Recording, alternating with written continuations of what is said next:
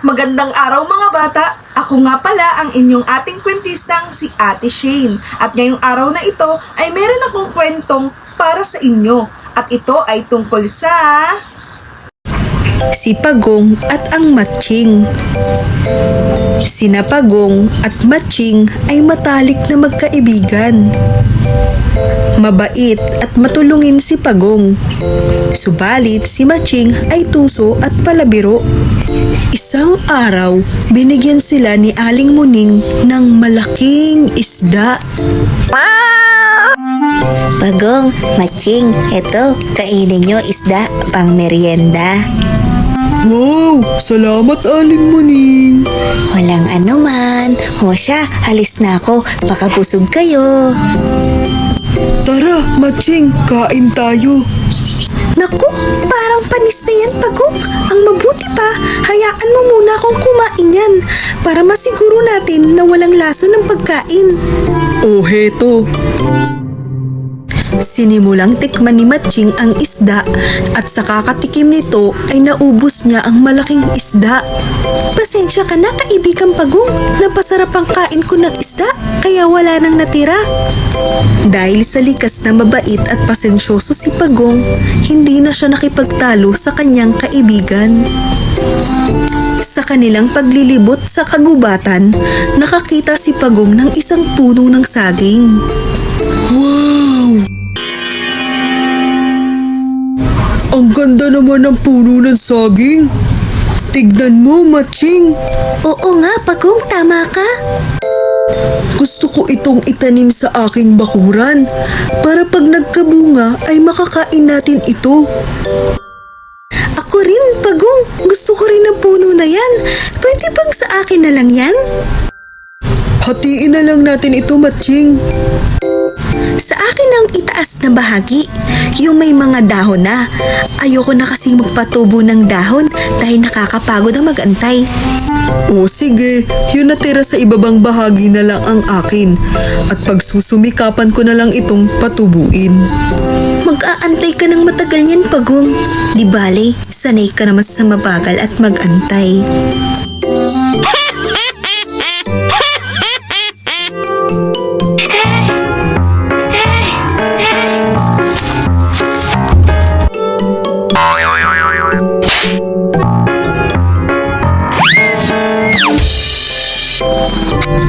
Umuwing masaya si Matching, dala ang maladahon na puno.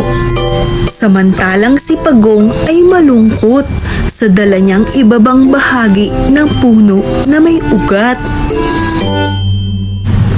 Habang nagtatanim si Pagong ng kanyang halaman, biglang dumating si Tamaraw. Anong ginagawa mo, Pagong? Itinatanim ko itong ibabang bahagi ng puno ng saging na may ugat. Bakit na kasi mangot ka, Pagong?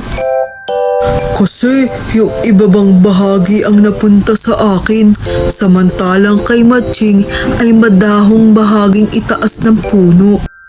Huwag ka mag-alala, Pagong. Mas tutubo ang sayo dahil may ugat ito. Alagaan mo lang ng mabuti at ito ay tutubo. Totoo ba? Salamat, Tamaraw. Inaalagaan ni Pagong ang kanyang halaman at araw-araw niya itong dinidiligan. Ganun rin ang ginawa ni Matching. Subalit, makalipas ang ilang araw, nalanta ang tanim ni Matching.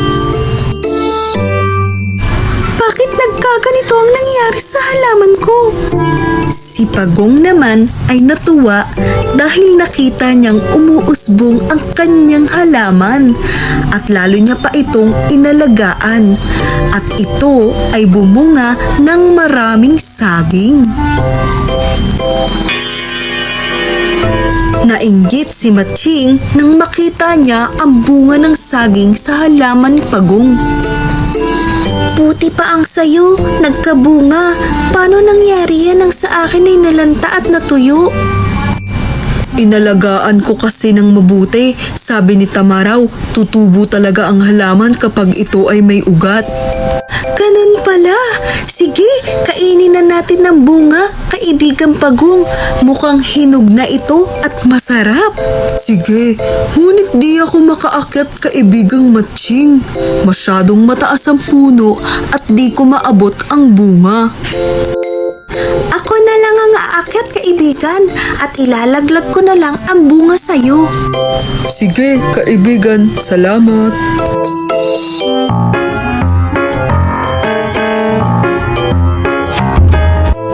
Nang makaakyat na si Matching ay inubos niya ang lahat ng bunga at wala nang natira para sa kaibigan niyang si Pagong.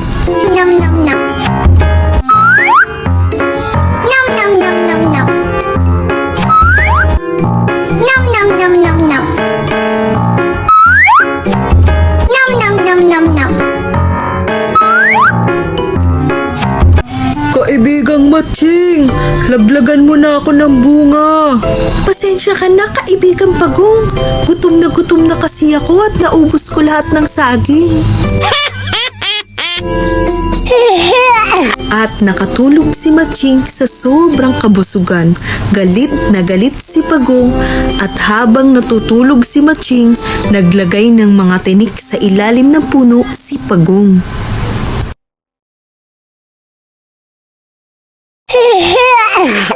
Nang magising si Matching ay nakita niya ang mga tinik, kaya humingi siya ng tulong kay Pagong.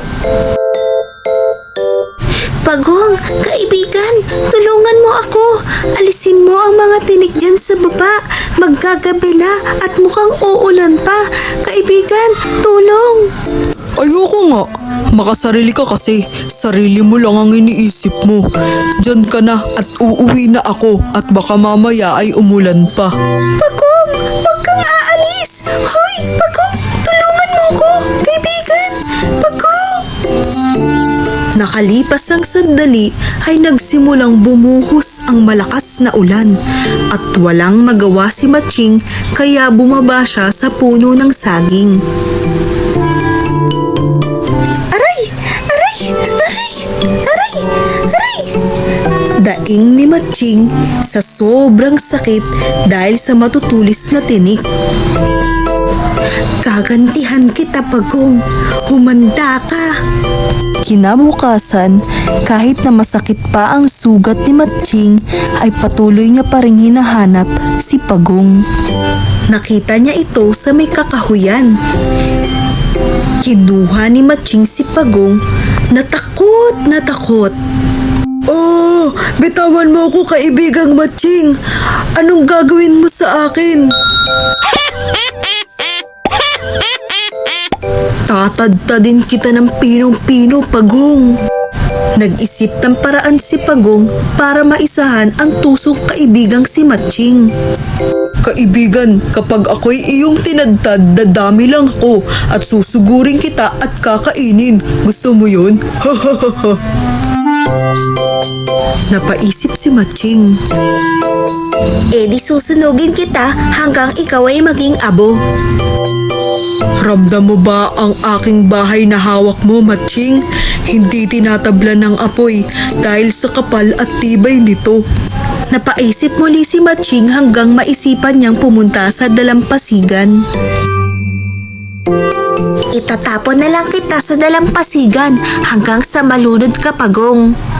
Lihim na natuwa si Pagong at nagpanggap ito na takot sa dalampasigan. Kaibigan, huwag! Maawa ka sa akin! Ayaw ko sa tubig! Parang awa mo na! Tuwang-tuwa si Matching sa pag-aakalang makakaganti na siya kay Pagong.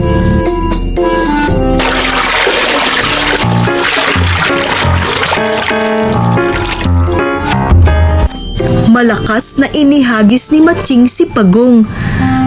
Nagalit ito nang makitang marunong palang lumangoy si Pagong. Ang bilis-bilis ng pagkilos ni Pagong sa tubig. Sa wakas na isahan din kita, Matching. Gustong gusto ko talagang lumalangoy sa dalampasigan. Ang sarap magbabad sa tubig. Halika kaibigan, langoy tayo. Ha ha ha ha. Woo! Wee! Malungkot na umuwi si Matching. Naramdaman niya kung paano masaktan kapag naloloko ng isang kaibigan. Mula noon, nagbago na si Matching.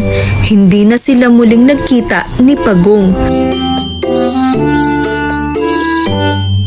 Matalino man ang Matching, naiisahan din.